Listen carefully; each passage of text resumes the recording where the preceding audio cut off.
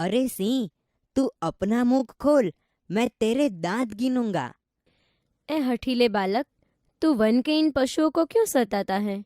हम तो इन पशुओं को बाल बच्चों के समान रखती हैं। तेरा साहस बढ़ता ही जाता है। तेरा नाम ऋषियों ने सर्वदमन रखा है, सो ठीक ही है। आहा, क्या कारण है कि मेरा स्नेह इस बालक की ओर उमड़ा सा आता है? जो तू इस बच्चे को छोड़ न देगा तो सिंहनी तुझ पर दौड़ेगी। ठीक है, सिंह का मुझे ऐसा ही डर है। यह बालक अवश्य किसी तेजस्वी वीर का पुत्र है। इसका मुख अग्नि के समान दमक रहा है। हे प्यारे बालक, सिंह के बच्चे को छोड़ दे, मैं तुझे खिलौना दूंगी।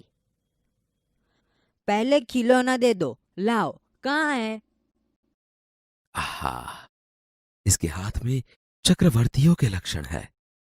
अंगुलियों पर कैसा अद्भुत जाल है, और हथेली की शोभा प्रातः कमल को भी लज्जित कर रही है। हे सखी सुव्रता, यह बातों से न मानेगा। जा, मेरी कुटिया में ऋषि कुमार के खेलने के लिए मिट्टी का मोर रखा है, उसे ले आ। मैं अभी लिए आती हूँ। तब तक मैं इसी सिंह के बच्चे के साथ खेलूंगा।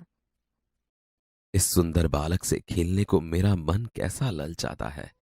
धन्य है वे मनुष्य जो अपने पुत्रों को गोद में लेकर उनके अंग की धूलि से अपनी गोद मैली करते हैं और पुत्रों के मुख अकारण हंसी से खुलकर उज्जवल दांतों की शोभा दिखाते और तुतले वचन बोलते हैं। क्यों रे ढीठ, तू मेरी बात कान नहीं धरता? कोई ऋषि कुमार यहाँ है?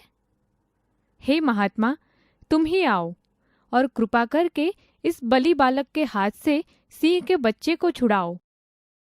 अच्छा, हे ऋषि कुमार, तुमने तपोवन के विरुद्ध यह आचरण क्यों सीखा है जिससे तुम्हारे कुल की लाज जाती है?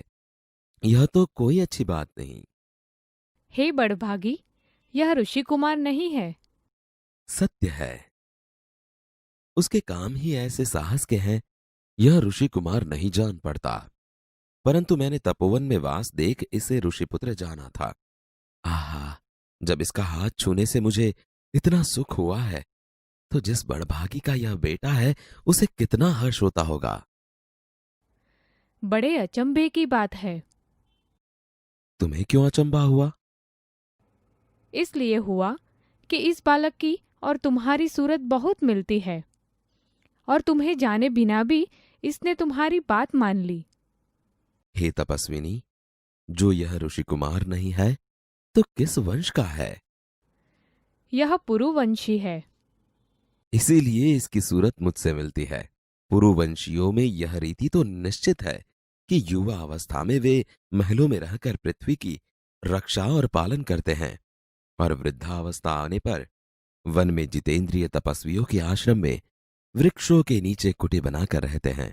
देवता जैसी शक्ति वाला यह निडर और असाधारण बालक मनुष्य का पुत्र भला किस प्रकार होगा?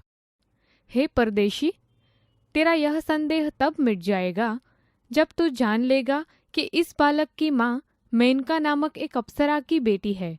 उसी के प्रताप से इसका जन्म देव पितर के इस तपोवन में हुआ।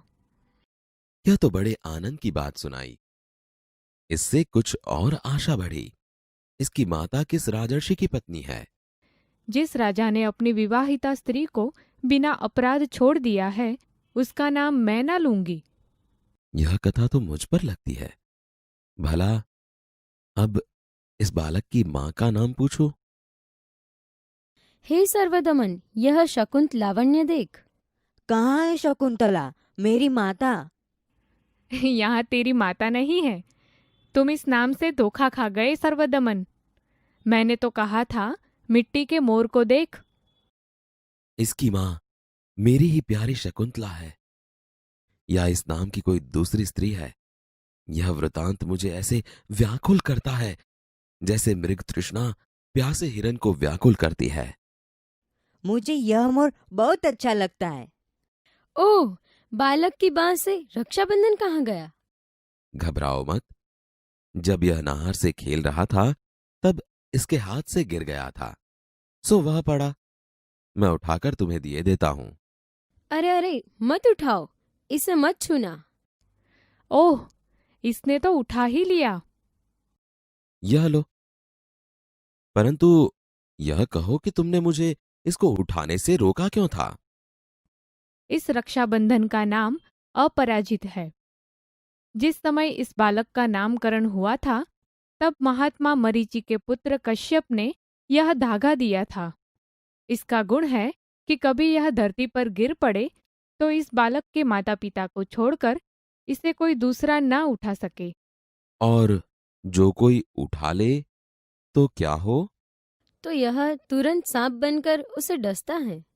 तुमने कभी ऐसा होते देखा है? अनेक बार।